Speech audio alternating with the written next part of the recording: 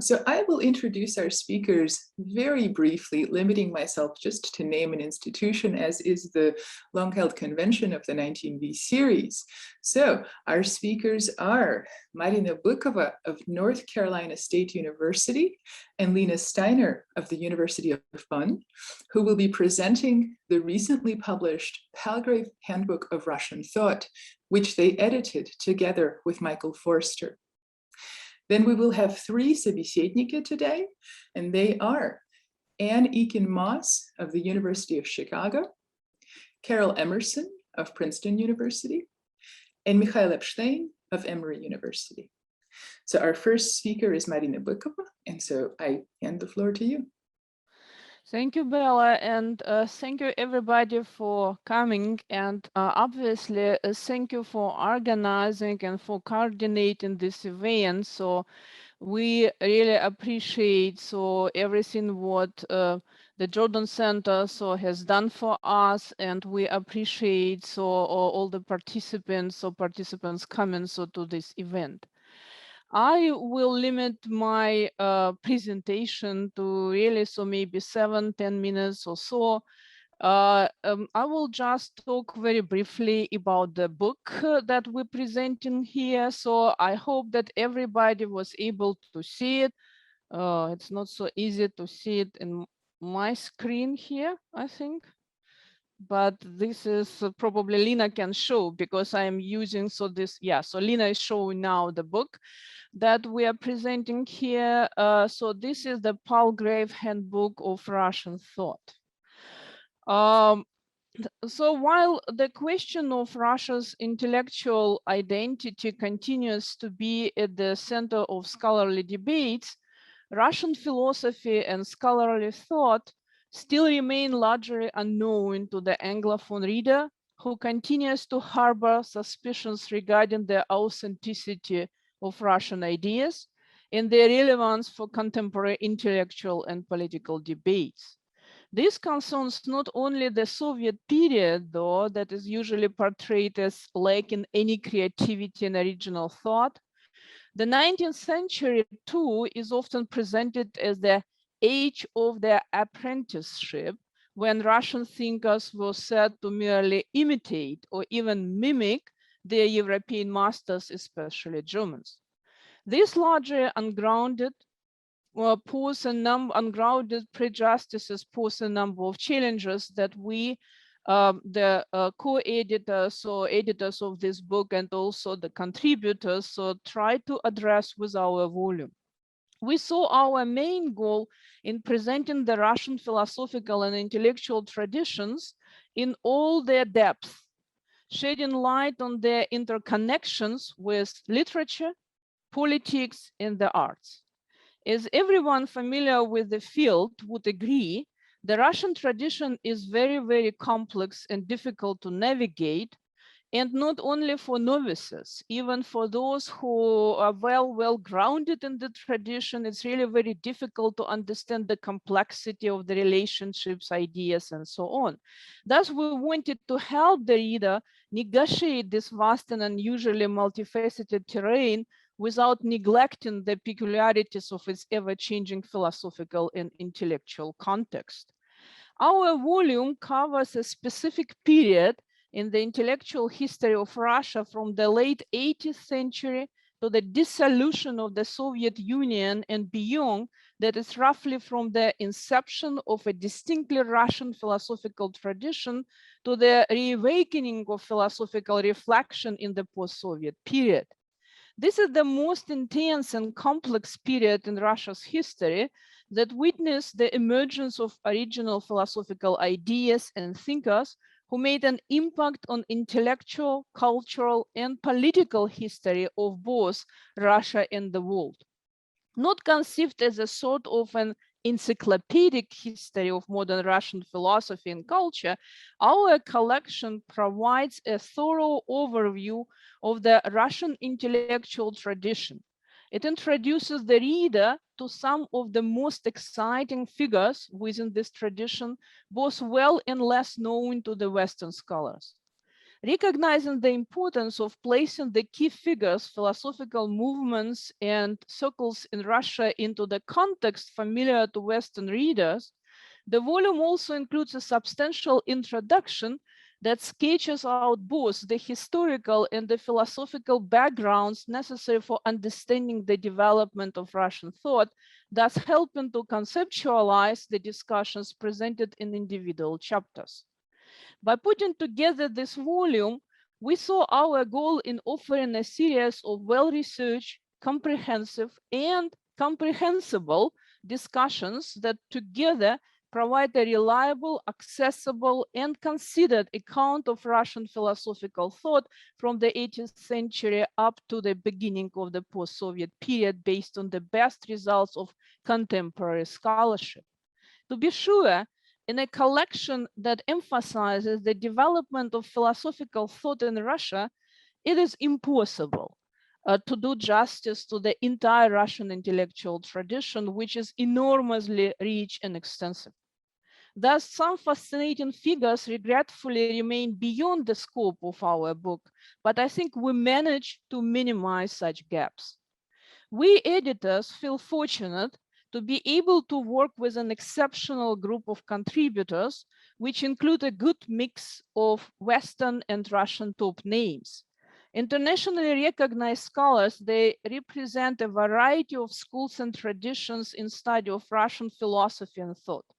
Along with established expositions of Russian thought, the reader will find new interpretations of its main trends, central philosophical conceptions, and ideas.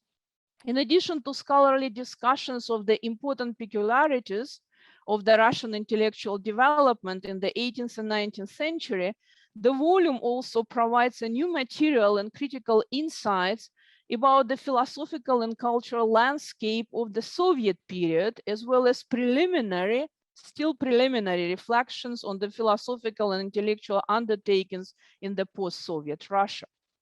As we wrote in our introduction, Bakhtin's vision of the human sciences as both a reflection on and an integral part of a great dialogue within a single culture and of cultures across millennia describes remarkably well what constitutes a unique feature of Russian thought. Indeed, in the long run, the obstacles that the Russian intelligentsia had to endure and overcome on its way to intellectual freedom have only broadened its intellectual horizon and made it more receptive to the ideas generated by adjacent disciplines and discourses. Thus, among the most important legacies of the Russian tradition are its unique multi-voicedness. So this is how we translated the word, so kind of многоголосие, and the breadth of its styles and genres. The recognition of the essential nature of these legacies and the desire to demonstrate Russian thought in all its complexity has guided our decisions about the scope and structure of our volume. While recognizing the central role of philosophy and philosophical inquiry in Russian intellectual discourse, the book is not limited to the discussion of Russian philosophy as a scholarly discipline. It adopts a broader approach which considers a variety of philosophical and broader intellectual and cultural movements and trends, including a number of thinkers who not only lacked formal philosophical training, but also represented a variety of disciplines, professions, activities that contributed to the creation and development of the Russian cultural discourse. We took it upon ourselves to reconstruct a multidisciplinary discourse embedded in Russian culture and promote a dialogue through translation, commentary, and analysis of the classic and contemporary Russian thinkers. We have made sure to preserve the Russian tradition's breadth of methodology and genre, where the relationship between philosophy and other cultural registers and disciplines has never fully coincided with the conventional division of labor in areas of investigation in the Western academy. Guided by the so-called hermeneutic spirit, that dominates the 20th century Russian philosophy or culture, we deliberately avoided domesticating Russian thought to the point of turning it into an easy, digestible object of knowledge. We tried to put Russian thought into the context more or less accessible to Western reader, explain Russian ideas, explain Russian findings in the words that don't oversimplify the matter, but at the same time introduce Russian thought in all its depths and in all its complexity. Whether we were able to achieve what we tried to achieve. So this is up to the reader and up to our critics. So, and we are open, obviously, to friendly critique, and we're also open to questions. Thank you very much. Thank you. And now, Lina, I don't know if you have additional comments. Yeah, I just wanted to add a couple of words about the emergence of this project. I wanted to explain that it's a very organic product of our collaboration over the past 6 years among the editors and also our friends. We began this collaboration when we organized a conference in Bonn in 2017. It took us a while to organize it, of course, but the conference took place in 2017. It was a conference on Russian thinkers and the revolution. And then our interaction continued over 5 years, 5 or 6 years. We met on a number of occasions, Marina and I, and Mikhail also, and some other participants, contributors to the volume, met with us at other conferences, and we discussed this project. So this is really a product of a real intellectual circle type of activity, like, you know, in 19th century intellectual circles in Russia. And it took us a while to decide exactly how we're going to structure the volume. And in the end, we came up with a simple bipartite division. We have a part 1 on philosophy, and part 2 is dedicated to philosophy in dialogue with literature, criticism, and the arts. Because we recognized that even though the goal was to bring out the interdisciplinarity endemic in the Russian tradition, but we recognized the existing disciplinary and methodological divisions. So we really decided to demonstrate that philosophy and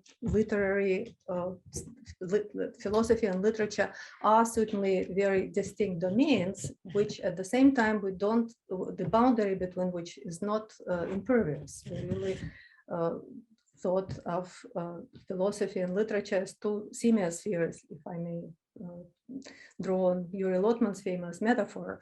Each of these fields, it's basically a semiosphere with a porous boundary. And it's when the semiospheres interact or intersect, then methodological innovation, new ideas emerge. So we took our chances and created a book that embodies this semiosphere. And perhaps I should stop at this point. I want to thank all of you once again, Bella and Sarah, and for inviting us, and thank Marina for introducing our project.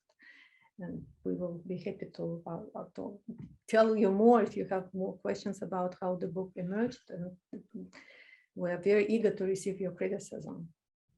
Thank you. Thank you, Marina and Lina, for these very stimulating words about an exciting volume. So now I'm going to turn things over to our собеседники, who will speak in the order in which they're featured in our program. And then once all 3 of them have spoken, the 2 of you will have a chance to respond, and then we'll move on to questions from the group. So first we have Anne. Thank you, Bella, and thank you for to the 19V series and to the Jordan Center and Sasha Shvitalnik. Do the editors mind if I hadn't planned to do this, but I thought perhaps I should share my screen and show the table of contents of the volume while I'm talking about it. Do you have any objections, Lina or Marina? Great. Okay, well then I'll do that because I'm sure people are eager to see what exactly is in this volume. And my comments are somewhat keyed to the flow and structure of the book, the first part of my comments. And then the second part is at something of a tangent to them. So, so it was an incredible, exciting honor and privilege to get to test drive this volume, to kind of take it into my hands and think about it as how I would use it as a teaching aid to my teaching in 19th and 20th century Russian literature, as an orienting guide to the key ideas that have shaped our field. And I will give you the promotional message that those of you who are listening, who are teaching or studying Russian literature, Russian thought, Russian history, social sciences, can look to this for any topic, for your graduate field readings, to prepare your undergraduate lectures, to think about your next project. It sees Russian thought, in some ways, I thought of it as shaping ocean flows, and the flow, or maybe the flow of a very broad river. It gives us a description of the currents that run through this time frame, but also that come at an angle to a chronological process that kind of flows through time, the reception or rejection of Western ideas into the stream of Russian thought versus the development of an independent philosophical project. And the various essays, especially in the first part of the volume you're seeing here, deal specifically with this problematic. It takes in religious thought as an orthodox doctrine, but also as an independent source of philosophical grist to the development. It incorporates ideas rooted in geographical and political or social specificity, but also that those that develop within their own system. And I was going to myself note that the multi-author edited volume allows for a particularly dynamic vision of what Russian thought is, right? So it's not dominated by a single narrative voice of yourselves as editors or of a single author, nor is the volume beholden to telling a singular story. We get a very, and I had already written this in my notes, a multivocal story of 2.5 centuries of intellectual history. So the essays do take us through a grand narrative from the Enlightenment, as you're seeing here, the birth of the Russian idea to the present, and thinks of this stream or this ocean current not as something that died with Stalinism or went underground, thus to lose relevance until after the fall of the Soviet Union, but one that took on new forms in literature and reemerged in the 1960s. So I will scan to the next half of the table of contents. And the volume presents this grand narrative as dynamic and an ongoing process, not as abstract flows, as you're seeing in the second part of the table of contents, but as lived and thought and practiced by individuals and groups. So the work of professional philosophers and academia it incorporates, but also and particularly literary authors in the second part of the volume. As you see, here's part 2, philosophy and dialogue with literature and art. So the volume features a number of essays on what it means for literature to do philosophy. And this section is bookended by Lina Steiner's essay on Russian literature as a medium of moral reflection, and Helen Petrovsky's essay on contemporary Russian theorists. Sorry if this is moving a little fast. You can take your screenshots to remember. And Helen Petrovsky on contemporary Russian theorists on art as an instrument of philosophy. And in between, there are essays that demonstrate the philosophical ideas in literary texts. I'll just mention a handful. Anne Lounsbury on thinking the periphery and Gogol, Sofia Khagi on Mandelstam, Sergei Nikolsky on Shalamov, Platonov, and Sholokhov. And then there are essays that follow the development of particular ideas through the course, specific ideas through the course of Russian history. So specific streams, religious philosophy, political philosophy, Western thinkers, individual essays on Kant and Hegel, and then individual essays on specific modes of thinking, the revolutionary paradigm, the natural sciences. So with all of these big ideas and big streams, there are also essays that offer brand new contexts and analyses of individual Russian thinkers. And I do agree that they're very accessible for the Western reader. For I'm not sure, I think some of them I may end up assigning for undergraduates, but particularly for graduate field readings. These are incredible guides to Solovyov, Shestov, Gurdjieff, Marina Bykova's essay on Lenin and the significance of materialism and empirical-criticism is very helpful. Essays on Spiet, Eakin, and emigre thinkers that don't usually get incorporated into at least the field readings that I did in the 90s and the field readings, but ought to be incorporated in the field readings for the 21st century for graduate students in Slavic languages and literatures. So you can track the development of Hegel's philosophy of freedom through the 19th century in the essay by Jeff Love, or you can focus in on the reception and reformulation of Hegelian ideas and the thought of Vissarionon Belinsky with Vadim Shkolnikov. So you go, the idea of one philosopher or the reception and its transformation. And then there are those essays that follow certain ideas from the realm of Russian thought and outwards. And this is where this is more like an ocean than a river, because it is a flow of ideas that are coming in and then also going out. We have Pickford's essay on Tolstoy's influence that ends in the surprising turn towards the influence of Tolstoy on Iris Murdoch and succession of Anglo-American philosophers, and Galin Tikhanov's essay on Bakhtin's impact on current debates on world literature. So lest you think this is a volume really about Russian ideas, it's as much a volume about the impact of Russian ideas on global transnational intellectual history. So this is Russian thought in this volume. Here's my promo message, my blurb is Russian thought in its contemporary understanding as a transnational phenomenon with intellectual borders open to the world and moving fluidly from abstract and academic formulations to lived and aesthetic practice and back again. So one of the questions I have for the editors, given that the scope of this project, is I'm curious to hear if you had individual instances of wrestling with the specificities of ideas versus these long trends and trajectories that have their own inner logic and inertia. I'm curious, thinking from the specific to the abstract, what were the most important moments of innovation or thinking against European trajectories that you may not have expected when you started putting together this volume and when you were reading the individual contributions? What surprised you in retelling the story of Russian thought that perhaps you thought you knew before you started the project? And then in the time I have remaining, I wanted to find a way to kind of bridge the entire handbook without having to read every single page, which I didn't have time for. But in the interest of finding a way to get my arms around the handbook and tie my head with it, I decided to focus in on one overarching topic, to think about what does this volume have to tell me.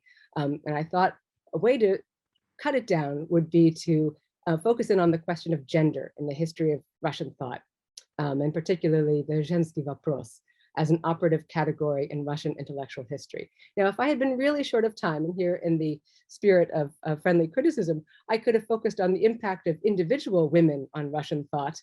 And if I'm not mistaken, the only woman philosopher who seems to have had an impact on the history of Russian thought based on the context of the contents of the handbook is Catherine the Great. Okay, so yes, the only woman philosopher I think that really gets treatment in the handbook, extensive treatment in the handbook, is Catherine the Great. And then the reaction of Paul I to his mother's legacy seems to have effectively cut off the possibility for women to participate in the formal development of Russian intellectual history. And the 1917 revolution, I mean, in the portrayal of the handbook, doesn't seem to have made much of a difference. So Alexandra Kollontai, Marina Yudina, and Olga Friedenberg are mentioned in passing. Lydia Ginsburg is cited, but as a secondary source. Now, this is not not a strong criticism. I'm sure you had to make all sorts of compromises to get this under 1,000 pages, but I'm certainly curious to know if you discussed the issue of representation. And certainly among the editors and authors, women are incredibly well represented.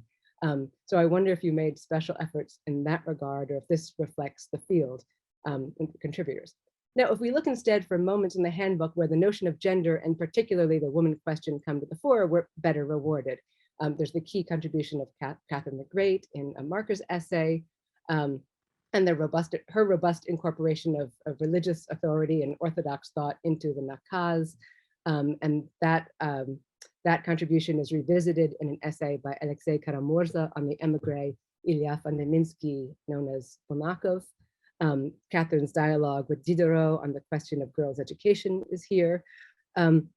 But then the most prominent women appearing in the volume's history are characters in the stories of Karamzin, Dostoevsky, Herzen, Tolstoy, Nabokov, Radishev.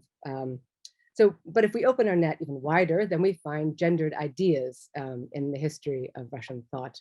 Vadim Shkolnikov's essay on Belinsky, of course, mentions the tormented Hegelian beautiful soul that can't compare to reality, embodied in Stankevich's failure to love Lyubov Bakunina. I mean, the contrast between dreams and reality embodied in woman. In Lina Steiner's essay, the duel is seen as a literary trope of noble masculinity, conceived in opposition to the feminism of Herzen and Turgenev. We see women also as a foil to the Christological image of Myshkin. In Henry Pickford's essay on Tolstoy, we see Tolstoy's feminized, moralizing aesthetics, the gendering and naturalized sexuality of his moral world, his notion of art linked to feminine procreative nature, the mother-child relation. And he describes this as a form of vitalism. Interestingly, this is a quote from Pickford's essay, the invocation of nature and gendered relations to ground and anchor potentially undetermined feelings that a genuine artwork transmits. So there's something emerging, the undeterminedness of the feminine that is a kind of hidden other in the course of the handbook. There's also interesting comments on the figure of the woman musician artist in Alexei Losev's thought, and particularly in his novel, The Woman Thinker, where the question is, can the genius of female flesh perceive the masculinity of the idea? And then certainly we have a ongoing theorization of the eternal feminine and the figure of Sophia. And in the volume, it seemed to me that Sophia became the opposite, turns into the opposite of this notion of the woman question as the question of reconciliation with reality. And in turn, it becomes the question of the natural fleshy essence of philosophy. And in the numerous contributions on Solovyov, we see Sophia as the essence of religious and mystical life. And then we see in the volume the ongoing impact of this idea after the death of Solovyov in 1900, becoming the principle of sophiology in Russian religious philosophy. And Sergei Kharuzhi notes that it's not a fully philosophical principle, nor a fully theological one. That is the idea of Sophia, therefore it's emblematic. So somehow the woman question is this not quite fleshy, not quite philosophical principle that emerges. So I guess the question I have about the asking the woman question through the woman handbook is whether or not you consider what you think about the feminine principle, or the gendered figure of thought represented either by the concept of Sophia and the eternal feminine, or the fleshy reality of Lyubov Bakunina. Is this feminine principle something the volume suppresses consciously or unconsciously? And what do you make of that undercurrent on the handbook? So thank you so much for the opportunity, and I'm really looking forward to hearing more. Thank you, Anne. And our next собеседник is Caryl Emerson. Go ahead, Caryl. That was an extraordinarily provocative statement, Anne. Thank you. Hadn't noticed that undercurrent, but I was very grateful for the ocean, because here, of course, it's the elder Zosima and his wisdom. We are living in an ocean, not in a world of individually bordered edges. It's not a river. It's specifically an ocean, and it's Mlog Galosia too. So how do we put a project like this in any sort of dialogue with the last page of it by Michael Forster's 786? Why are the Russians so thin on pure philosophy? That was the phrase that stuck in my mind. So rich in their literature, art, but so poor in pure philosophy. And he says it's not because the government was repressive. There's plenty of pure philosophers that emerge under repressive governments. That was sort of the last tone that I got from this statement. And then I got to think, and this is again my particular bailiwick with Bakhtin, what does it mean to put philosophy in dialogue with something else? I was specifically handed the last part of this volume as a literary person. So literature, art, culture, music, there's several ways to do it, and the essays are wonderfully competent in doing it. There are some that are simply literary criticism, others social theorists reading poets and novelists. And then there are prose writers and poets doing philosophy. This is Mandelstam, Tolstoy comes up several times. The aesthetic tasks of professional philosophy. Now we're getting, seems to me, into the actual serious, concentrated core of this book's originality, that in fact, purity is not the name of the game. We're not talking about purity. That in itself is a category which we won't say the Russians imitated, but was more or less foisted on the Russians in their period of seeking. So why not avoid this professional topics approach, see if you can combine one discipline with another discipline, but rather look at values. And obviously what comes up are the three values that are simply in Russian thought. And that's important. This is not a handbook on Russian philosophy, it's Russian thought. And at first I thought, my goodness, what's not thought? Everything that's uttered has a thought component. So how does one trim this down? Once it's uttered, it means somebody has thought it. So maybe let's leave thought behind, let's leave philosophy behind and simply talk values or virtues, because you can't create unless you have a value and a virtue. And so what are the famous, and I hate to be too paradigmatically cliched here, but what are the famous virtues of Russian thought? Celnost, now that's unity or some sort of paradoxical coming together, often antinomies, often things that don't seem to come together, but they manage to create a whole. What we know about celnost or wholeness in Russian thought is that it is not homogeneous and the particles are not uniform. So it's not the same, it's simply it all fits. So that's somehow important for Russian thought, that all these disciplines fit. The second important value is richness, but this also is paradoxical in the West, of course. This is not a Cartesian personality. It's not autonomous, not self-standing, not an individual.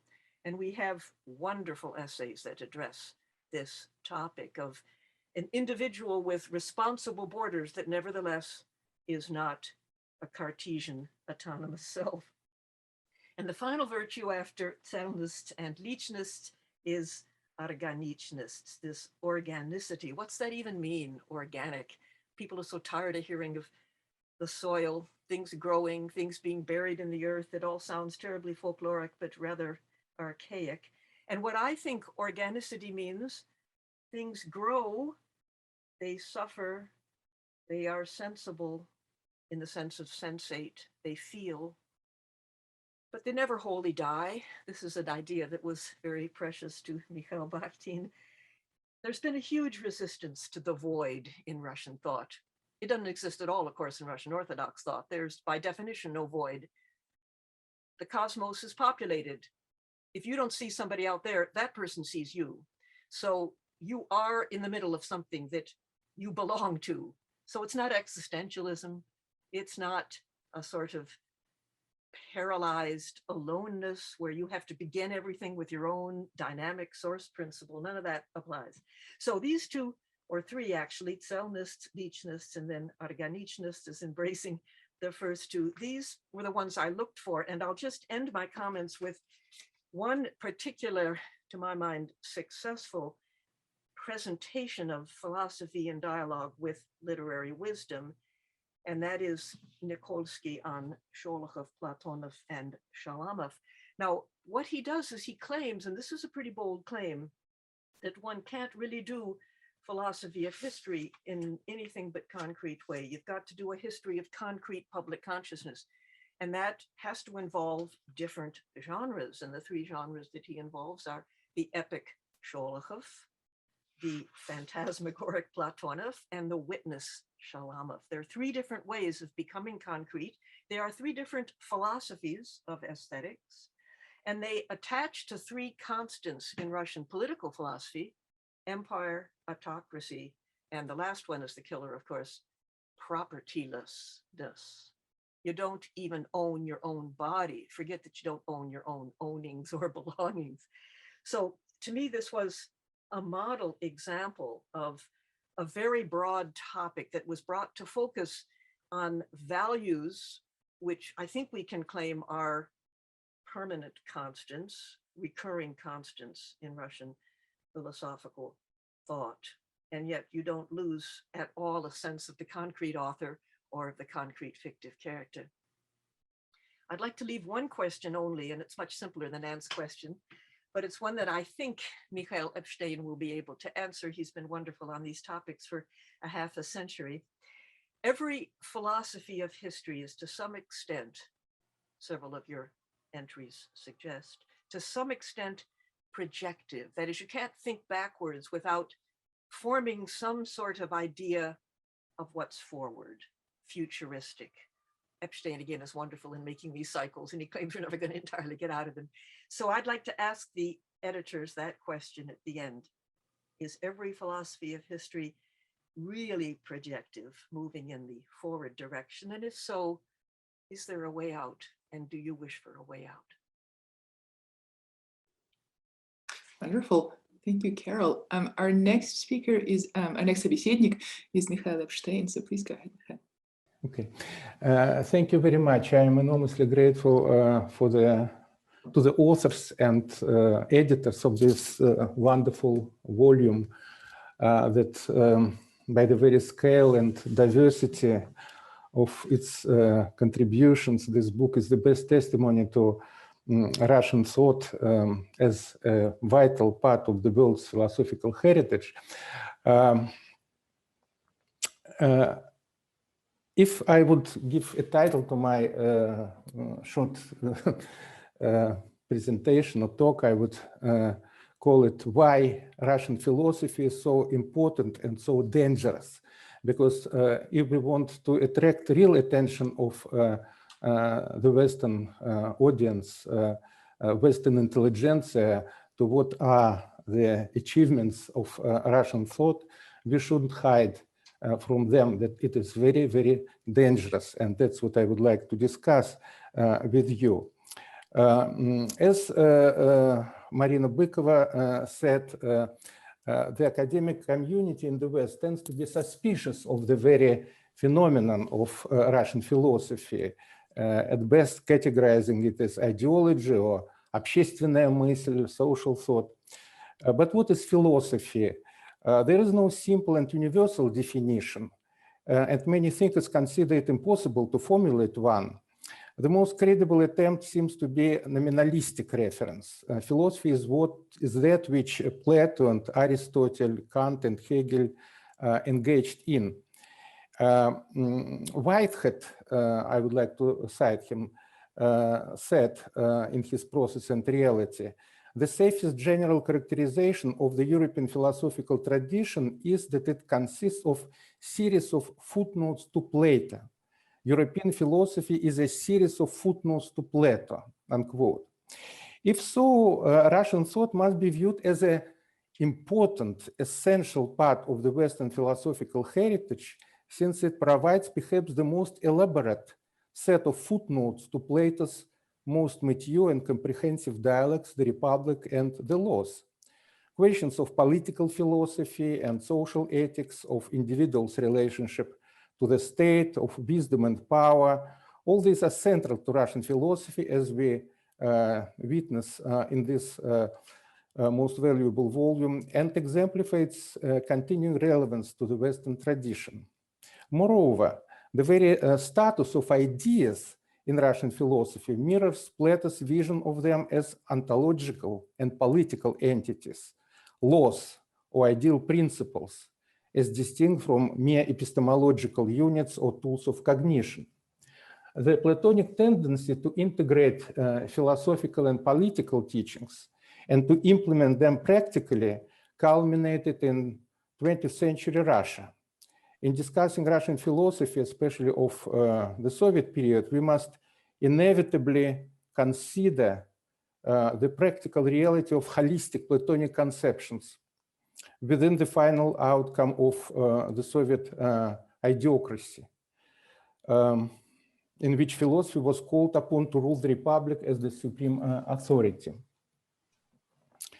I recently published the second volume of my examination of late Soviet philosophy, The Phoenix of Philosophy, a couple of years ago, and Ideas Against Idiocracy just several days ago, with common subtext, Russian thought of the late Soviet period, from the death of Stalin to the death of the USSR, where this question is discussed, the question of Platonic, I call it Plato-Marxism, the prevailing mindset, the prevailing principle of Soviet idiocracy, a kind of, in the spirit of Popper, the kind of synthesis of Platonic idiocracy and Marxist teaching about the centralized state as the outcome of the class struggle. The Communist Manifesto is not so much about freedom, liberation, and so on. It's about centralization and the rule of the state. And accordingly, if we believe that Plato and relevance for Plato's heritage is the sign of the relevance of certain national tradition for world philosophy, we should say that Russian philosophy deserves an honored place in Western intellectual history, because nowhere had Plato's teachings on the relationship of ideas to the foundation of the state have been incarnated so vigorously and on such a grandiose scale as in communist Russia. To philosophize reality, to transform it into a transparent kingdom of ideas was considered the goal of thinking. And indeed, Sergei Verentsov complained in his article on Aristotelian, Christian Aristotelianism in Russian philosophy, that Russian civilization chose the Platonic model in contrast to Aristotelian, developing it with relentless consistency that led directly to the realization of Plato's ideal government. And indeed, I made such a small experiment looking at the names index in this volume and finding that Plato's name is mentioned on 21 page and Aristotle on 10 pages. So 2 to 1 is the approximate ratio of Plato and Aristotle in the heritage of Russian thought, which I think is adequately represented in this volume. Each national philosophy has its own, we could call it strange attractor or matrix. I don't want to be stereotyping, but it is really important to understand certain national philosophical traditions in terms of certain isms. And we know that with English philosophy, it is the idea of experience, reliable knowledge based on senses, empiricism. With German philosophy, it is activity of thinking and acting subject and the traditions of German idealism. With French, it is Cartesian rationalism and reason. With American philosophy, it is probably pragmatism. What would be the ism, or at least some defining feature of Russian philosophy? And here I would like to thank Caryl Emerson, who suggested that the first feature of distinguishing Russian philosophy is целостность, wholeness, or totality. And we find that Russian philosophy, the idea of wholeness can be considered a key to Russian philosophy and social thought. And this idea unites Westernizers and Slavophiles. I published several years ago an article about this, where I provide many citations from both camps, Chadaev and Belinsky, Kireevsky and Hertz and Dostoevsky and Vladimir Solovyov. They were united by this super idea, proclaiming the embodiment of this wholeness or totality as the global vocation of the Russian people. At the same time, they sharply reject all private principles, scrappy certainty. Белинский wrote, мы не позволим себе закабалиться во всякую дрянную определенность, русский эмбрион шире любых европейских делений. The westernizer, Belinsky. So they reject everything that restricts and divides both individuals and nations. All these forms of privacy and peculiarity must be overcome on the way to the universal whole that is even greater in scale than Western Catholicism. In this context, the relationship of the categories of everything and nothing in Russian thought may be further discussed. According to this logic of totality, it is better to remain with nothing than to be content with the particular limited and abandon the pursuit of the universal unity, total unity. Всеединство, Соловьевское. Such is the philosophical foundation for the totalitarian aspirations of Russian thought, later implemented in the revolutionary movement and the communist experiments of the 20th century. That's why I believe that Russian thought is both important and dangerous, and important precisely because it is dangerous, and dangerous precisely because it is important. And this would be the message that we as scholars, students of Russian philosophy should send to the world. Study Russian philosophy, because someday it can reach you, it can overwhelm you. Thank you. Great. Thank you. I'd like to thank each of our three собеседники, Anne, Caryl, and Mikhail, for their wonderfully rich, perceptive, and generative comments. And now, of course, I'd like to give the editors an opportunity to reply before we move to the general discussion. Well, I could try to answer some of the questions, and perhaps, well, the first question from Anne, well, it was the second question, but the most important one about the absence of strong women figures in this volume.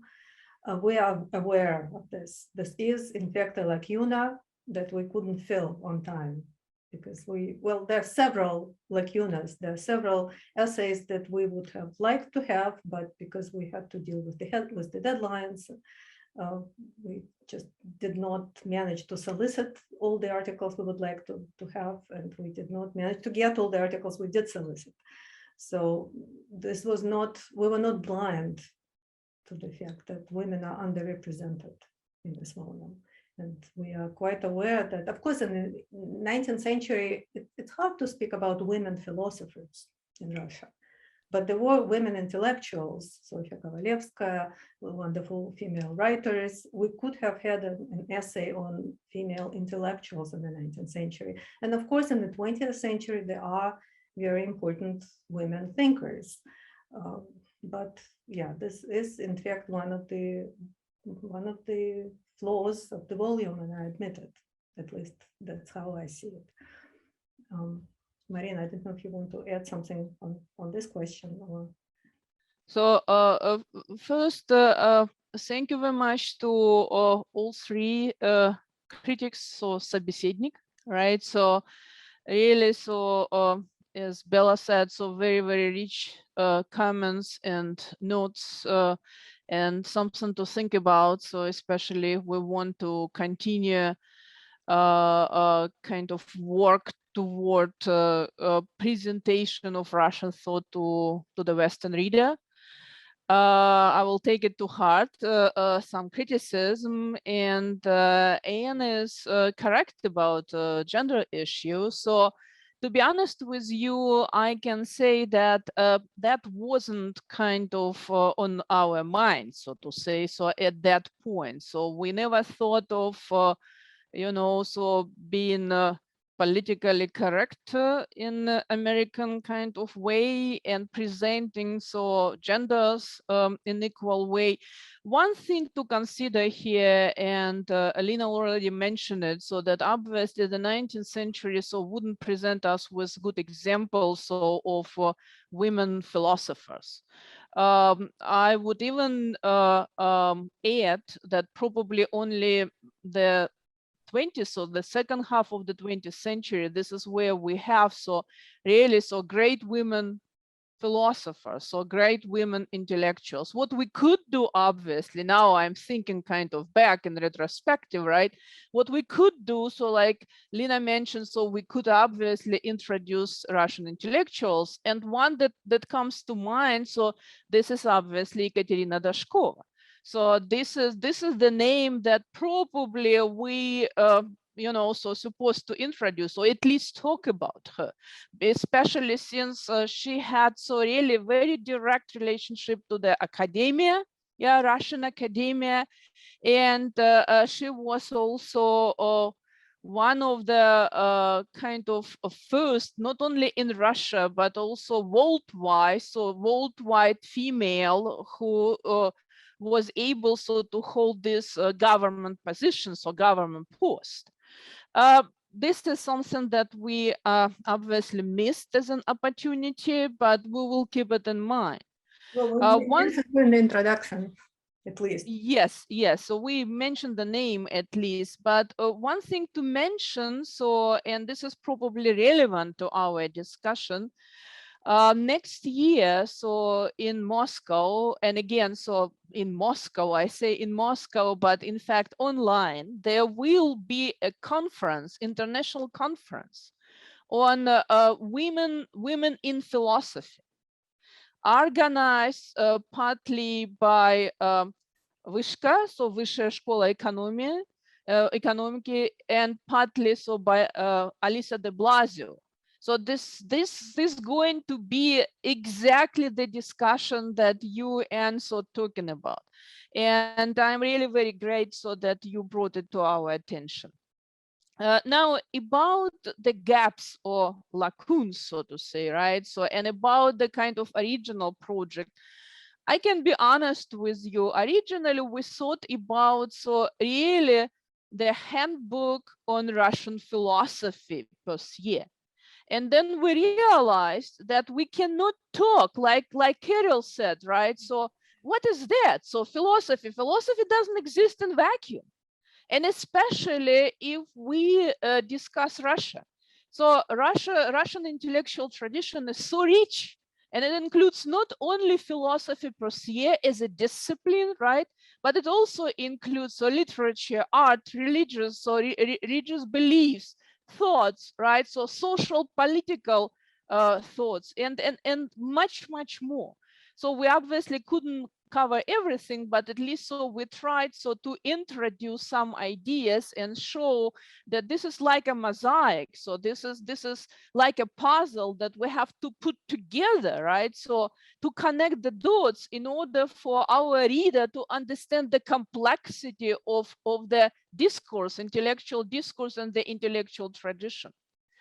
Caryl, so just to respond to your kind of initial thought and also to your initial remark, I really very much appreciate it. So that was my reaction. Being a professional philosopher, I'm trained in philosophy, right? And even though so I would think that I know Russian tradition a little bit more than and broader than just philosophical tradition, but still, so when I read first draft of Michael Forster's Afterword, and I saw it that actually, so this is the situation. So with philosophy, you put it in kind of really very gentle way that Russian philosophy is thin, or Russians are thin on pure philosophy. My reaction was no way. So the problem is, and even if we talk about philosophy as a discipline, as philosophical thought, this is obviously not the right way to consider it. So the thing is that Russian philosophy is different. So this is, so to say, so the question of the otherness. So the Western scholar approaches to Russian tradition and Russian philosophy in the same way as this individual would approach so to the Western tradition. And what is expected here, like Mikhail Epstein already told us, it's expected to have here rationalism, empiricism, right? So this is a kind of ism, classic ism, right? And in terms of the branches, the classic ontology, the classic epistemology. So if they are not able to find something like this in Russian philosophy, then there is no philosophy, forget about it. And this is not true. This is absolutely not true. Because for me, and not because I'm kind of originally from Russia and I'm Russian, but because I'm rooted in this tradition. And now, so 20 plus years I have been here, so at the American university, so teaching philosophy, continental philosophy at the American university, I can tell you that obviously the situation is completely different.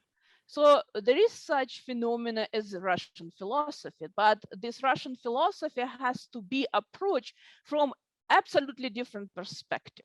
So when we talk about Russian literature, which everybody would recognize is great, or at least so kind of classic literature was great, right? So then what many people miss here, that Russian literature, this great literature, so thinking in terms of Dostoevsky, Tolstoy, Chekhov, Turgenev, and later on, so Platonov, Sholokhov, and so on. They're great because all of them, so they philosophized. Because all of them, so they were dealing with philosophical issues so central to philosophical intellectual discourse of Russia. What these philosophical issues were about. So they more or less were about kind of moral issues, moral consideration, morality. And this is what you told us in terms of the personality, so richness, right? So in terms of the organicism, so this organicness, or in terms of this kind of целостность, yeah, the wholeness, yeah, so the wholeness of the individual and the wholeness of the society. Even if you think in terms of our kind of Russian Orthodox beliefs and Russian Orthodox Church, this notion of sobорность, it already so has all of these ideas included into it. All of these ideas, so communality, so this wholeness, right? So this personality, kind of moral values that become really central here. And also this organic, so kind of organic inclusion, so this organicism in terms of putting all together. So not like a parts of something, but like the unity, right? So the united organic, so wholeness, totality. So this is what presents Russian thought. Okay, I can talk a lot about it, so I will stop here to allow our participants also to ask questions or even to give their thoughts, because we have contributors here, and I'm pretty sure that they have a lot to say, a lot to add here. Thank you very much. Thank you. Wonderful. Thank you both, Lina and Marina, for these responses. Now I believe that I will hand things over to Sasha, who will moderate the discussion. That's right. So the chat is open, and please feel free to send your questions there, or use the raise your hand feature, or send me a message asking to speak. We have a question from Christy Monet. Christy, oh yeah, I'm going to, there we go. Oh, hello. Greetings from St. Petersburg. I just wanted to say thank you for this beautiful volume, which I can't wait to get my hands on and read through. And thank you for sort of presenting the book to us and giving us so much food for thought. I just had, I guess, one sort of overarching question, and it's more of a question of maybe the thinking of the editors and sort of how to frame or present this volume. And it's come up several times, both from the editors and also in discussion that, well, for one, this, as Marina Bykova just said, this was supposed to, well, initially was a Russian philosophy volume that turned into a Russian thought volume, but that also, I suppose that it is, it seems to have been conceived as specifically for presentation to Western audiences. And I just wanted to interrogate a little bit sort of what that means. What is a Western audience, I suppose, in this day and age? And was there, I guess, any solicitation of materials that would also speak to sort of what it seems like editors want, which is to sort of show that Russian thought has significance on a sort of global scale. Was there any solicitation of works from outside of, I guess, the West or Europe or the United States, or from scholars who were researching topics like that? Because it just seems to me that Russian thought is incredibly rich in its engagements, not only with Europe and I suppose the West or Western traditions of philosophy, but also, you know, from the imperial period through the Soviet time, even till today, it seems like Russian thinkers and writers are presenting their thought and ideas of Russian thought towards, you know, China and the global South and all of these areas. So I'm just wondering what the editor's thoughts are on sort of Russia, not Russian thought, not only as sort of needing to prove to the West that it's philosophical or prove to the West that it's thought, but also how, even if that is the goal, it could even do that by sort of showing how on a global scale, how much it's sort of engaged with places outside of the West. Thank you. Yeah, Christy, so thank you very much for your question. It's really interesting question. So first part of the question, as I understand, so it was rather about, so what does it mean to present to the Western reader? And then the second part was, so what is about the rest of the planet Earth, so to say, so not only Western, right? Concerning the first part, so I think that I am qualified to talk about it, and not only as the editor or co-editor of this particular volume, but also as the editor-in-chief of the studies in East European thought. So Edward Swiderski is here. Thank you for coming, Edward. So Edward was the editor-in-chief of the same journal for 30 years, so he knows what I'm talking about. So and what I'm talking about, you know, putting Russian thought into the context. This is the most important part, right? So because for the Western reader, so sometimes, and especially those who never had any access to Russian thought before, think in terms of undergraduate and graduate students, for example, or in terms of the outside public, or even so within academia, yeah, so people who are not doing Slavic studies or something along the lines, right? So they approach to Russian thought in the same manner as to Western thought. Okay, I open this book and I'm able to understand what they're talking about. Sometimes it's not the case. Why? Because all these discussions of philosophical, literary discussions, or discussion in terms of the art, political issues, and so on, so they're already rooted in some specific context. This context can be provided in terms of the explaining the historical tradition, in terms of the explaining political situation, what was going on at this particular in this particular time and in this particular place, and so on.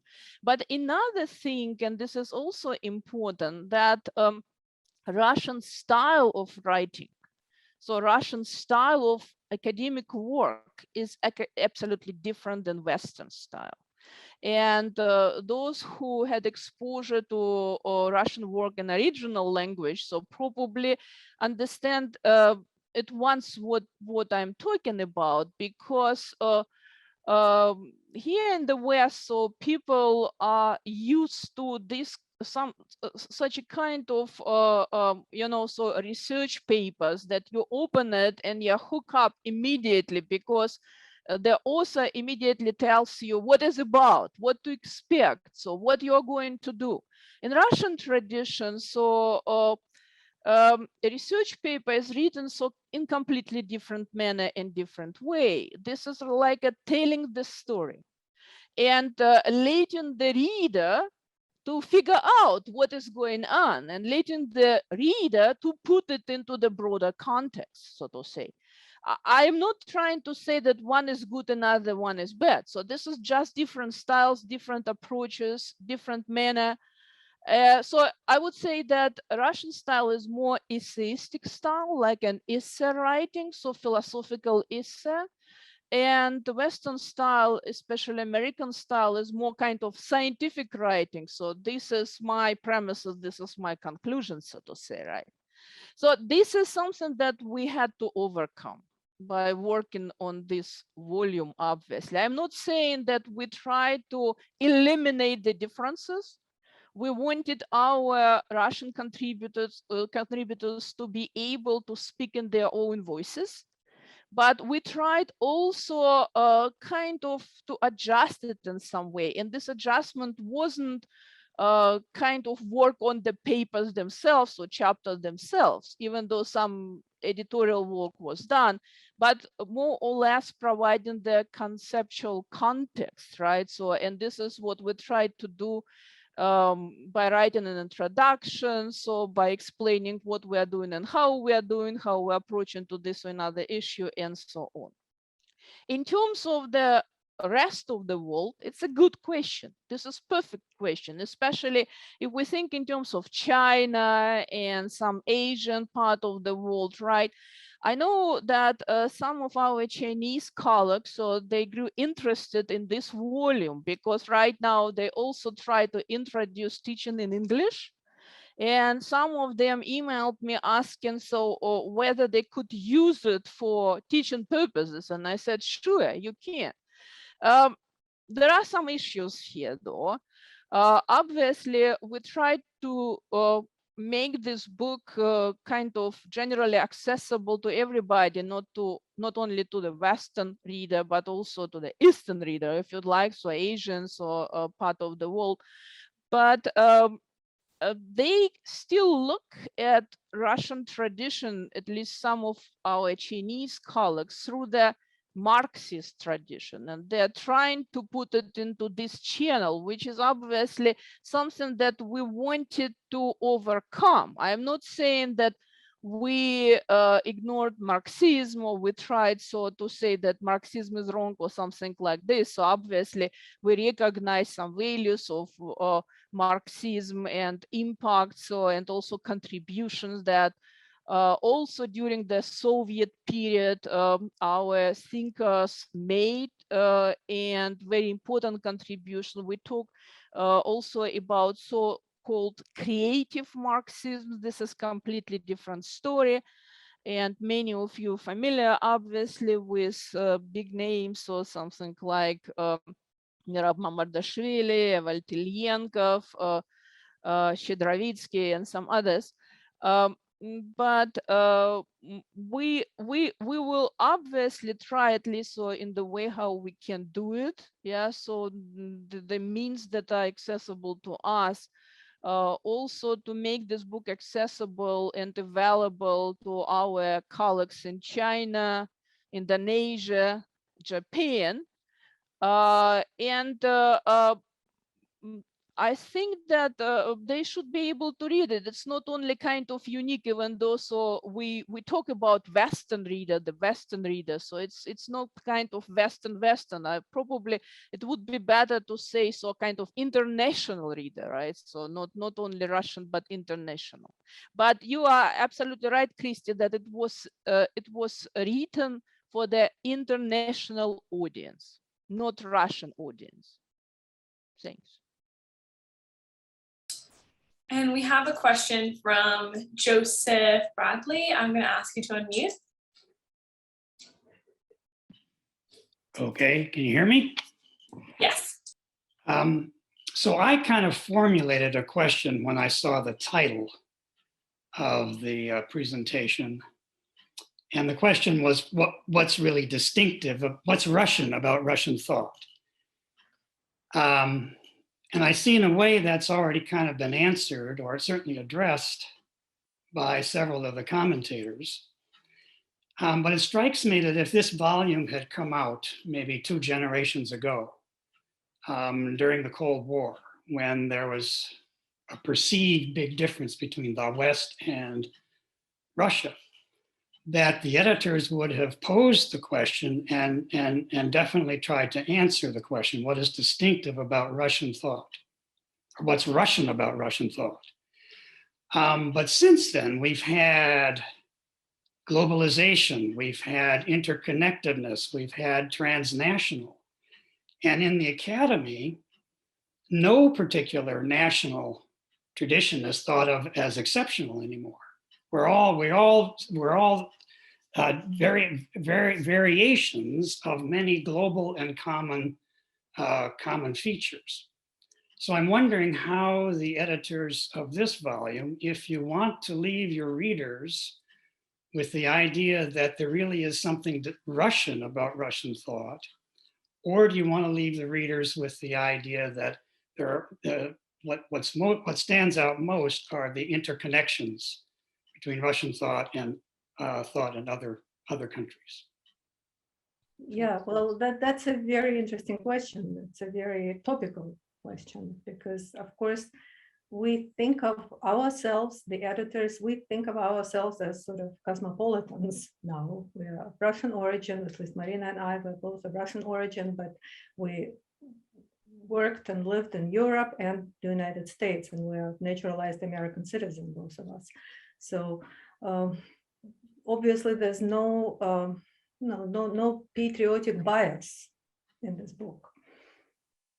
But and there's no essentialism. There's no attempt, at least consciously, to present the Russian tradition as something completely distinct, unique, essential, the way it was conceived of by Dostoevsky or some other people. At the same time, of course, there are some characteristic traits. It's a family.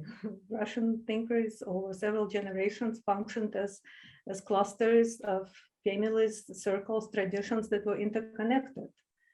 So the volume does amount to a certain, it has a certain profile, but we don't want to name it.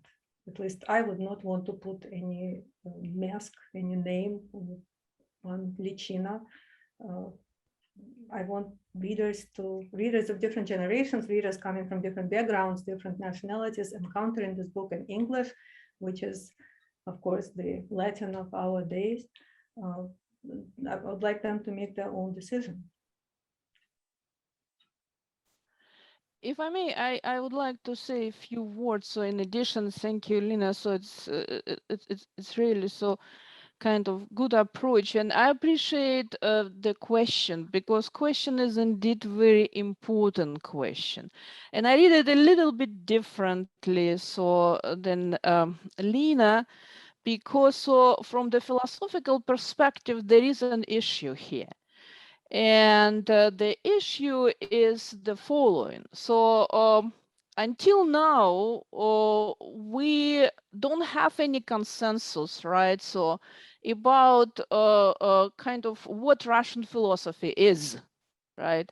So there is one party that tries to argue toward the idea that there is nothing unique about Russian philosophy, that Russian philosophy has to be a part of the Western tradition, kind of world tradition of philosophy, not Western, but the world tradition of philosophy, and that Russian philosophy has been working all the time on completely the same issues that the Western, let's say, Western European philosophy has been dealing with, right? But another party tries to push really very hard kind of uniqueness, originality of Russian philosophical thought, in the sense or to the extent that Russian philosophy is something that has to be considered so completely separately from the world tradition. I myself kind of in the middle of this discussion, because I don't want to present the situation in the way that the Russian philosophy has to be separated from the rest of the world philosophical tradition. But at the same time, I do want to recognize some originality of Russian thought and some originality even of the topics that Russian thinkers, generally speaking, not only philosophers, trained philosophers, but also writers, literary critics, and so on, put forward. So even though there was and still is really very, very important and strong interconnection between the European tradition, philosophical and intellectual tradition, and Russian tradition, right? So still, even in the 19th century, when Russian thinkers kind of, brought to Russia, literally brought to Russia from Germany, because many of them, they studied at German universities. So think of Marburg, for example, the center, right? So for Russian intellectuals, so the center of education. So even then, they would bring to Russia Hegelian ideas, Kantian ideas. So they will still kind of respond to Fichte, Schelling, and develop similar thoughts, right? So still, it wasn't really kind of identical thoughts anymore. It wasn't just mimicking these thoughts. So they would take it much, much further, and they would also not just adjust, but they would also, so to say, apply it to the Russian reality. And the result was unique, was original result, because we have here political thought, and Everett could say even more about it. So we have here really aesthetics and philosophy of art, very, very interesting development, and Edward can talk about it, and so on. So this is why kind of we didn't want, to put it as a question, what is Russian about Russian thought? But at the same time, we did want to give the message that there is some originality involved here, some uniqueness involved here, and this is that has to be recognized. But at the same time, Russians contributed to the world tradition in the same way as European or American or Asian intellectuals. Thank you. Thank you very much. I'm not going to answer the question. It's this difficult question, what Russian philosophy is. But I have a small replica. I like the word voice. Yeah, we have heard this word several times tonight. And I'd like to say this book is kind of a collection of voices. Marina has already told it, and we have and every voice is original and authentic, and we can hear these different voices. And probably it's this book is a kind of portrait. And written with small episodes from the history of Russian, Russian thought. But what I want to say that you can hear not only the original voices of Russian thinkers, but you can also, and I like it very much, you can also hear the voices of the authors who read about these Russian thinkers. Yeah, I like to say thank you to our editors, because there was not a general line what should we write about, yeah, and it was what should we approach, how should we approach our topics. So we were free to think and to think and to represent our thought. So is it was up to, so freely, yeah. So just probably it's a turn in our discussion, but I just want to say thank you for this, for that we are allowed to be so we are. Thank you. Listening to this conversation, and by the way, thank you for the occasion to have published in this volume. It strikes me that perhaps one thing is missing so far. As I look out across the audience, I see that there are Russians here. Lektorsky, for example. Hello. How do the editors assume that a volume like this will be seen from within Russia? Within a Russia that in the last 30 years has undergone, of course, an enormous turmoil, including, of course, philosophically. To give you an example, about 7 or 8 years ago, I'm not sure, I should have looked up the bibliography, I published a double issue, still as the editor of the journal, devoted to the state of philosophy in post-Soviet Russia, which I commissioned with our old friend Gusenov, who at that time was the director of the Institute of Philosophy, still at the time in the Zolty Dom. Lektorsky was president, many others, the creme de la creme, you could say, of the Russian post-Soviet philosophical establishment, at least as represented in Moscow at that institute. Perhaps some of you are familiar with that issue. If you are, and your memory serves you well, you will remember how mixed the views were about the real meaning of Russian philosophy, as well as its prospects. And after I published that issue, I turned to another man who I know very well and who finds himself in particularly dire circumstances today, Alexander Dobrokhotov. And I asked him in a private mail, what do you think is the state of Russian thought, Russian philosophy today? So approximately 8 years ago.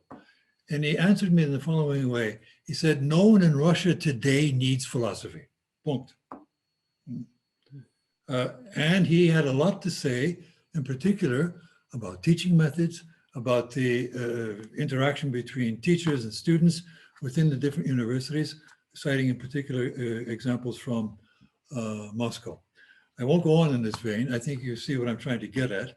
How do the editors, and for that matter, some of the contributors, hope that this volume will have an impact within Russia? What is it supposed to tell the Russian audience eventually, who can read English to the extent that they can, about the nature of their own thought as perceived from, in large measure, outside of Russia? Can I just say something very quickly? Dobrokhotov was wrong. I am a former student of Alexander Lvovich, and around that time I was his student, and we loved his seminars and his lectures. He had a lot of really devoted students. So people do care about philosophy. They did, and they did then, and they do now. That's what philosophers call reflexivity, yes. Okay. Yeah. But you know, he in particular, he has a lot of dedicated students. Yeah, thanks. So, Edward, this is an interesting question, but before I jump in, so probably we can ask Vladislav Alexandrovich or Volodya Kantor. So they are here and they could tell us. Володя, ты здесь?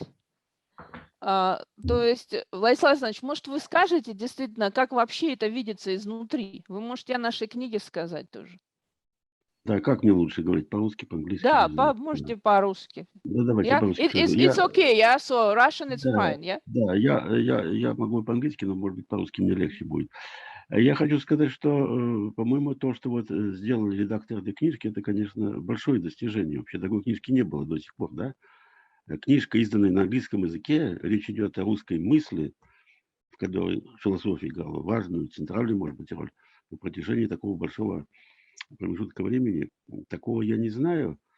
Да и у нас вообще, у нас есть масса в России опубликованных за последние годы целый ряд книг, много книг, посвященных истории русской философии. Может быть, многие из вас знают, что значит, примерно 10-15 лет тому назад мы издали 22 тома, которые называются «Русская философия в России во второй половине 20 века». А потом вместе с Мариной Быковой мы издали такой том, так сказать, итоговый на английском языке. Это, по-моему, имело, в общем, большое значение. Могу сказать, что книжка эта раскупалась у нас. Ее покупают не только философы, ее читают. И многие люди изменили свое представление о русской философии вот на основании чтения вот этой книги.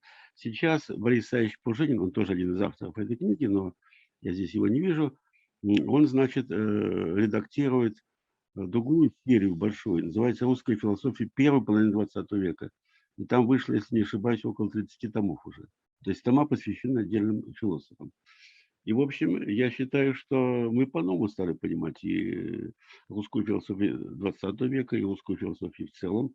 И вот та книга, которую сделана по редакции Марины Быковой и ее соредакторов, которых я здесь вижу, и которым мы благодарны очень, по-моему, это тоже новое понимание вот русской философии, ее целостности, ее связи, в ее контексте, в ее включенности в русскую культуру, в русскую литературу, в русскую политику, да. И я могу сказать, что это имеет значение не только для понимания роли философии для самих жителей нашей страны. Вот здесь говорилось о том, что русская философия, конечно, специфична. В центре ее проблематика тоже особая. Она, конечно, не специфична для России. Она обсуждалась философами всегда, во всем мире обсуждается. Вот. Но в России она обсуждалась в несколько ином контексте, так сказать, с особой точки зрения. Об этом Марина говорила сегодня. И я могу сказать, что если говорить о том, как русская философия взаимодействовала с мировой мыслью, философской и более широко понятой, то можно привести несколько примеров. Скажем, в любой антологии экзистенциализма они начинаются с Достоевского обычно, да? Любой экзистенциалист, западный экзистенциалист, они всегда на Достоевского ссылались. Достоевский впервые в мире, может быть, какие-то поднял проблемы, которые потом обсуждались в мировой литературе. Ну, я уже не говорю там о Льве Толстом. Вот я могу сказать, что проблематика эпистемологии и онтологии, которая специфична для западной философской мысли, она в России обсуждалась. Я могу назвать хотя бы несколько имен людей, без которых сегодня эти проблемы не обсуждаются в мире. Вот я назову несколько имен. Ну, знаете, Бахтин, да? Он был философ. Он изначально считал себя, он остался философом, хотя потом литературой занимался, но он имел философское образование. И первые его философские работы еще в начале 20-х годов были написаны. Ну, вы знаете, какое отношение в мире к Бахтину, да? Есть журнал «Бахтин Стадис» издается, есть центр Бахтина в Манчестере. И вообще, если взять литературу современную по философии сознания, кстати, по психологии, вот, по когнитивным наукам, там имя Бахтина, так сказать, идеи Бахтина, они обсуждаются постоянно. Второе имя – это философствующий психолог Выгодский. Вот был такой философ и психолог, мой друг, недавно умерший, английский, Ром Харри, может быть, кто-то его знает.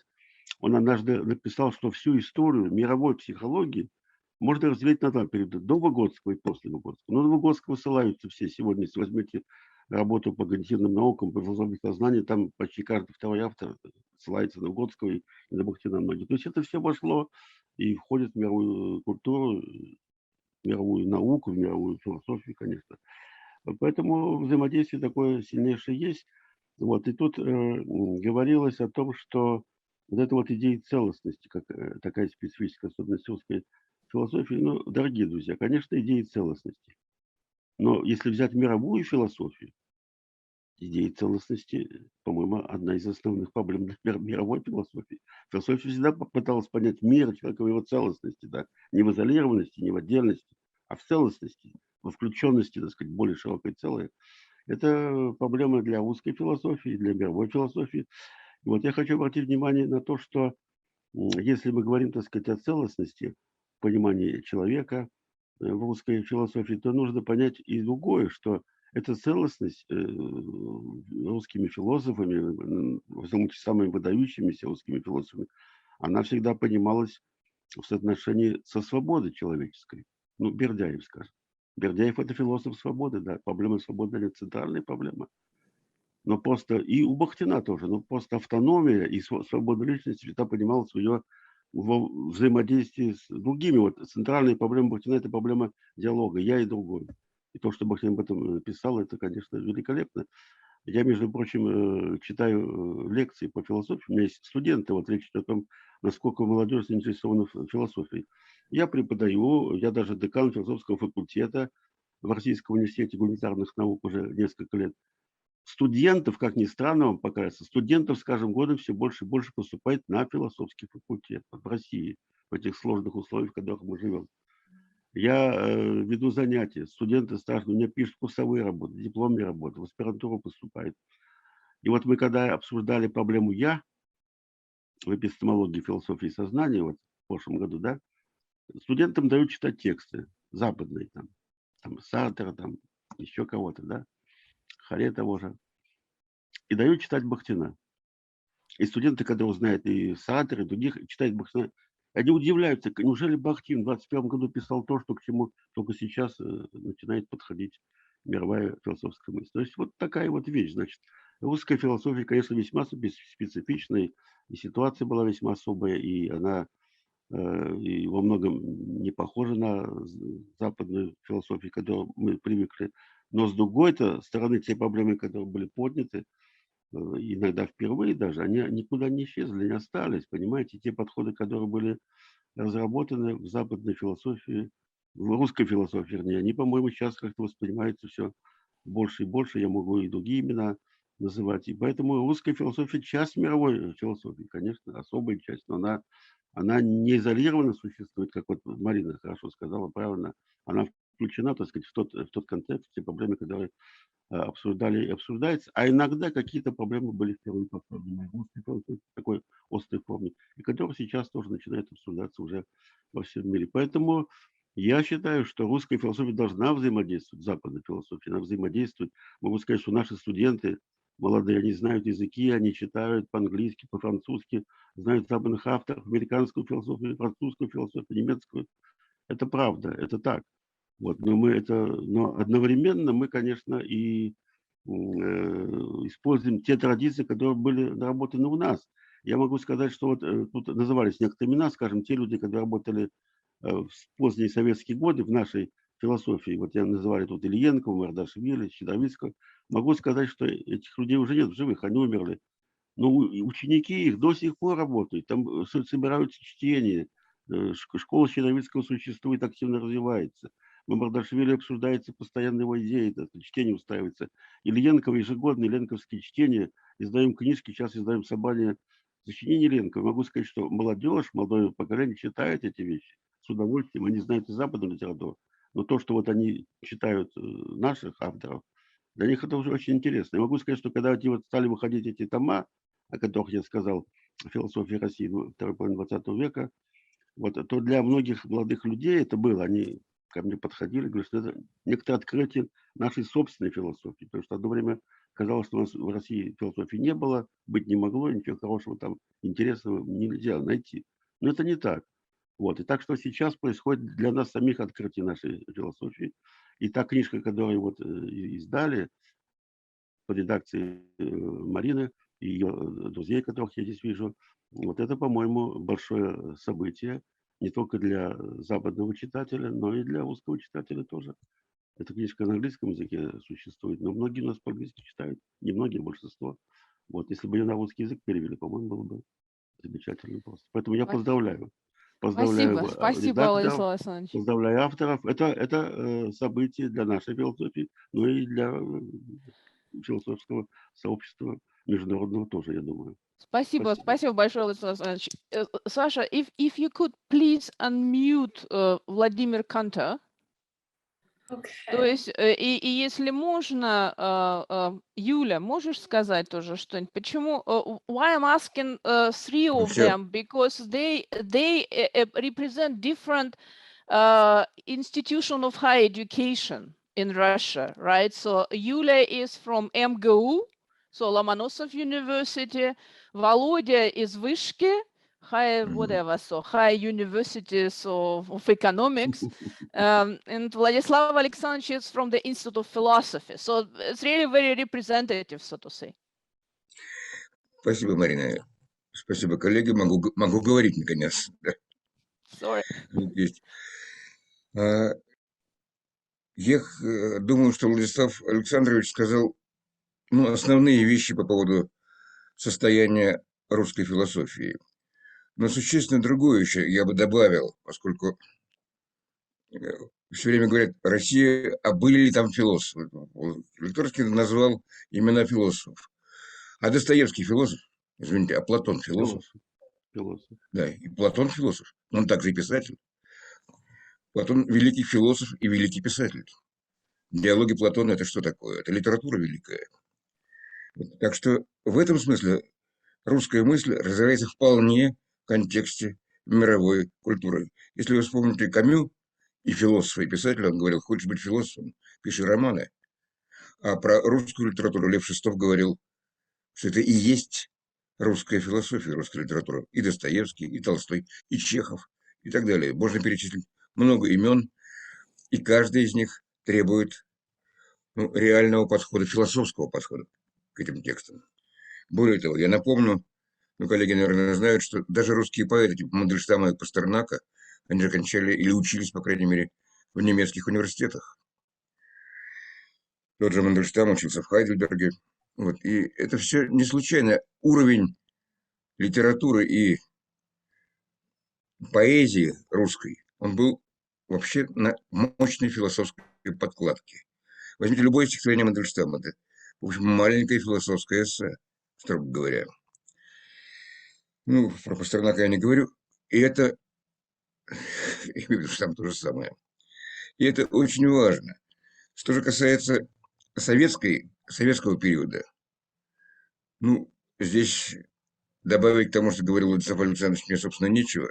Там действительно были большие люди, большие мыслители, тоже всем известные сейчас более чем Мардашвили. Они не были официальными философами. Понимаете, когда говорят, что в России не было философии, имеется в виду, берут официальных философов, они действительно не были философами. Но была философия параллельная, не знаю, как назвать, она не подпольная была, она была именно параллельная философия, которая существовала, их не запрещали, не сажали, тот же Мардашвили. Это были его лекции, куда ходили слушать все желающие эти лекции.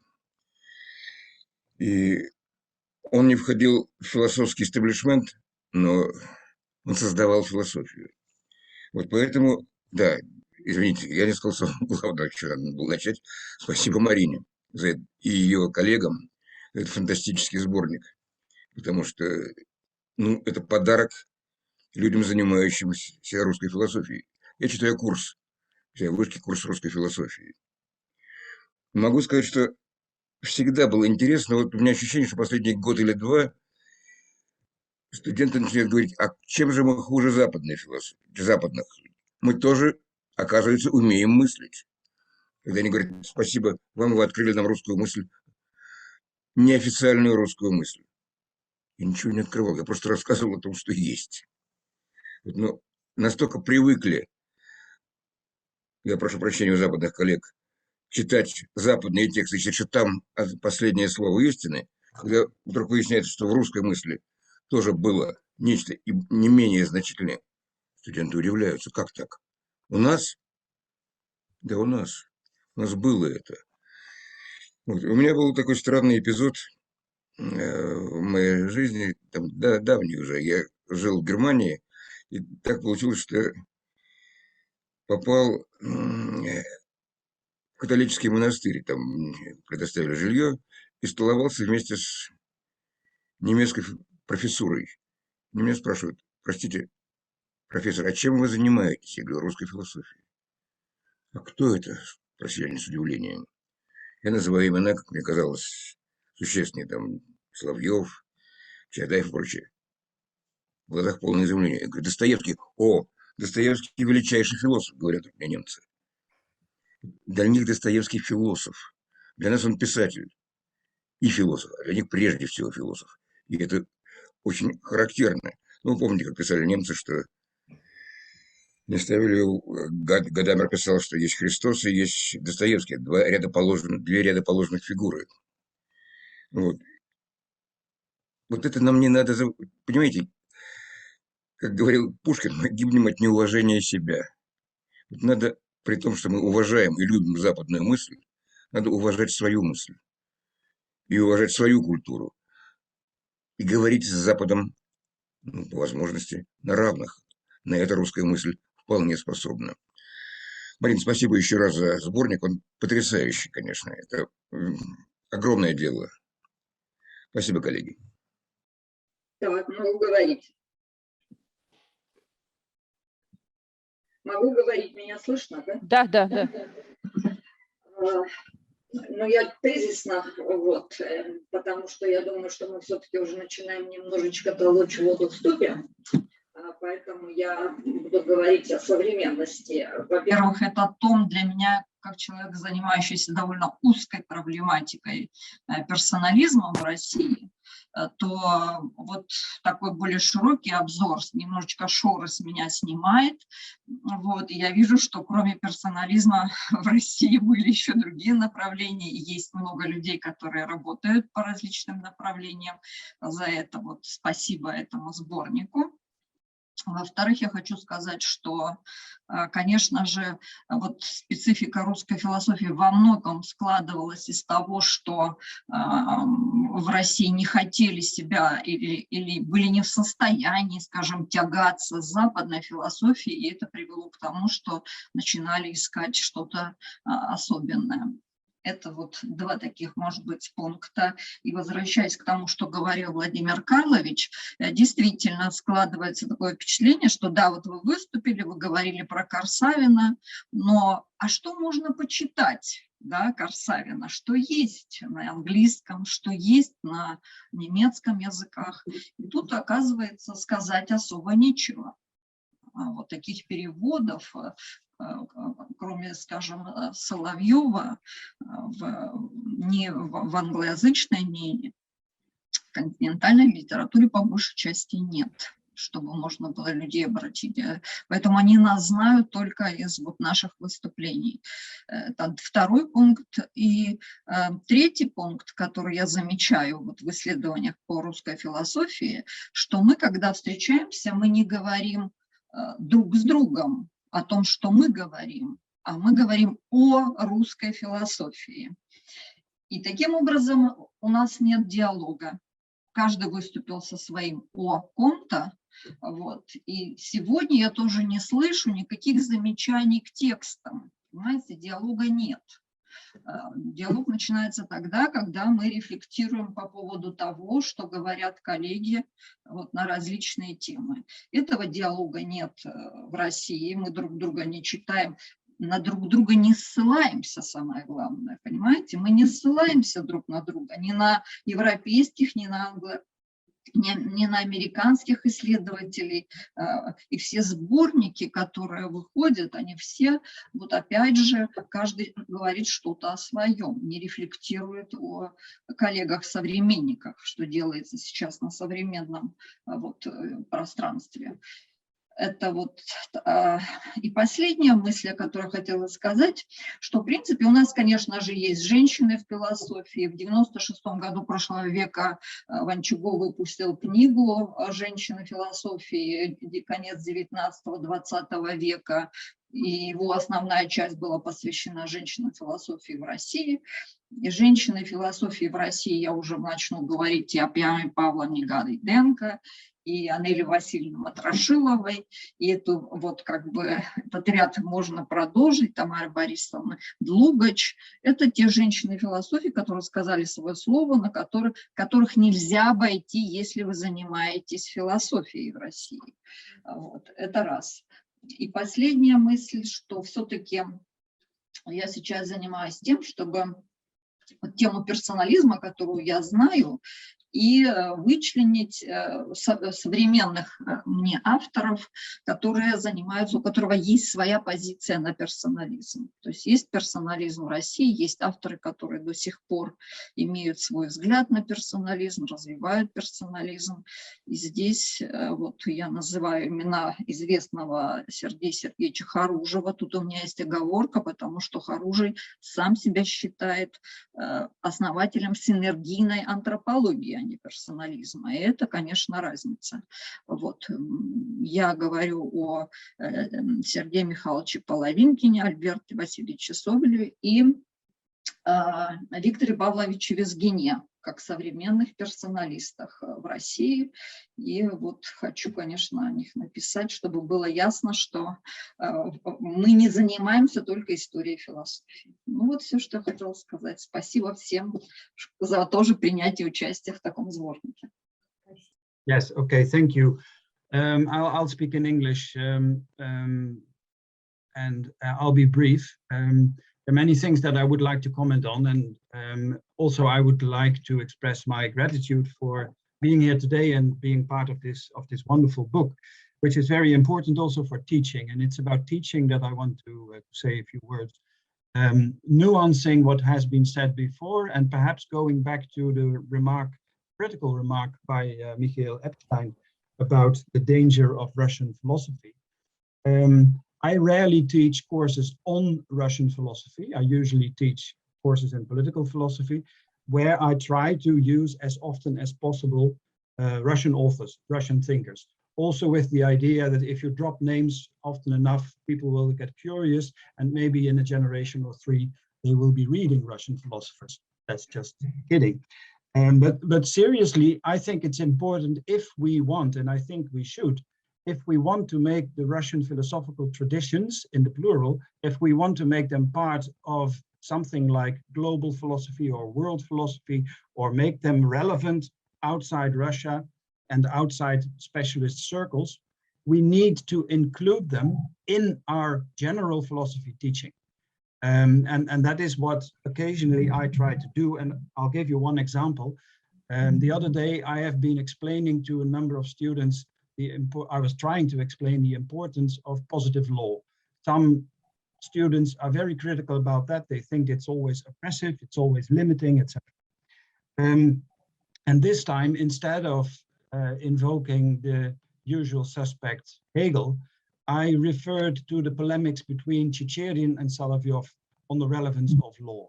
Late 19th century, a very interesting debate, both of them taking a distance from the legal nihilism of people like Tolstoy. And this was, for the students, this was very interesting. Of course, you have to give a little bit of context about late 19th century Russia, but then the argument that Chicherin is putting on the table and the reaction by Vladimir Solovyov and the polemics as it unfolds is very interesting from a general philosophical point of view, not just the specialist point of view.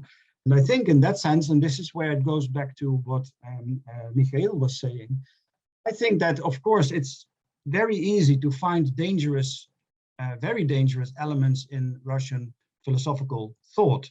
And in some cases, I think he is right that Russian philosophy is important because it is dangerous. But at the same time, this danger is not the exclusive property of Russian philosophy. I think if you look at excessive forms of Western liberalism, they are just as dangerous. I'm thinking of Robert Nozick, for example. If you would take Robert Nozick literally and apply his ideas on the scale that the Soviet Union was applying the ideas of Lenin, you would have a rather disastrous society. And to an extent, it is the society that we are currently having. That's a side remark. But I think the important point here is, and that's also why I used the polemics between Chicherin and Solovyov, the antidotes against this danger, the medicine, so to speak, is there in the Russian philosophical tradition too. And I think this is a very, almost a didactical remark, if you like, that I think that if we focus on the variety, the diversity, and the internal polemics of Russian philosophical thought, not just focusing on this one particular author, but bringing out the debates, I think that that can offer very interesting perspectives for students, and it can also make Russian philosophical thought more relevant in ways that we might not otherwise think of, and bring it in more, well, let's say more general or more mainstream discussions. The same can be applied to gender. Recently, I've been using a book by Oksana Timofeyeva from the European University in St. Petersburg about animals, the history of animals, it's called. And I think there are many examples of that where you can do that. And I think that is very, in the long run, that will make a difference when it comes to accepting the relevance and significance of Russian philosophy. Thank you. Great. I'd like to thank the presenters and editors of this exciting volume, our three terrific собеседники, the volume contributors, many of whom joined us today, and all participants in today's stimulating and far-reaching discussion. Thank you, everybody, and we will hope to see you next time. Thank you. Thank you very much for organizing, coordinating it, for coming, for saying so, for talking here, and for all your critique, comments, and questions. It was really so fantastic meeting, and I think that all of us who contributed to this volume enjoyed it. Thanks a lot.